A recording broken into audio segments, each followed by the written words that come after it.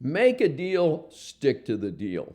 An acupuncture doctor was accused of charging the Veterans Administration way too much money. After being sued, he made a deal to pay it back. Then he tried to back out of that deal. Wait till I tell you how the appeals court ruled. Before we dive deeper, a quick shout out to all of you, longtime listeners and the new folks who've just joined me. Your support keeps this whole thing moving. If what you hear strikes a chord with you, post a like, leave a comment, and hit subscribe on whatever platform you're on. And if something crosses your radar that the slopstream media is ignoring, as they tend to do, you can always send it my way at DrDaveSavesAmerica.com. I read everything that you send in. This is Dr. David D. Shine for Business Law 101. The United States initiated a lawsuit against Dr. Dongxin Ma and Ma Acupuncture Centers, alleging violations of the False Claims Act. The government claimed that the defendants submitted inflated reimbursement requests for acupuncture services provided to veterans, resulting in improper payments from the Department of Veterans Affairs. The United States sought substantial damages and civil penalties, while the defendants denied liability and asserted they acted in good faith. However, following a mediation, the parties reached a significant agreement to settle. The mediation resulted in an oral agreement that included payment by the defendants of $2.3 million over 42 months, with an initial $100,000 payment and dismissal and release of the civil claims by the government.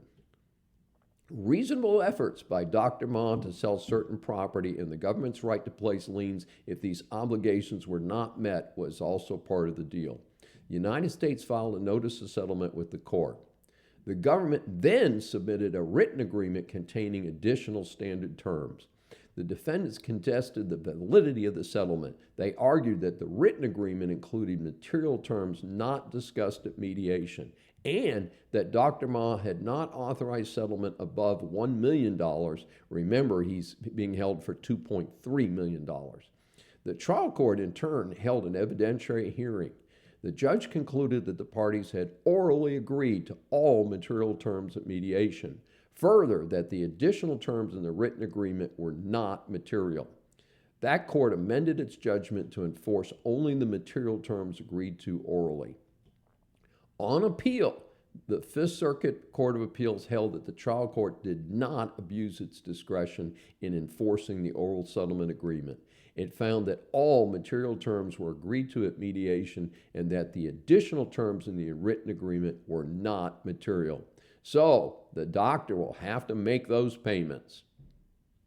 Thanks for joining us as we break down court decisions, business disputes, and legal issues shaping the world around us.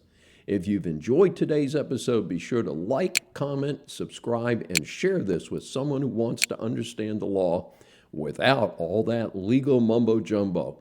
Have an interesting case or business story you'd like us to cover? Send it our way. It may appear in a future episode.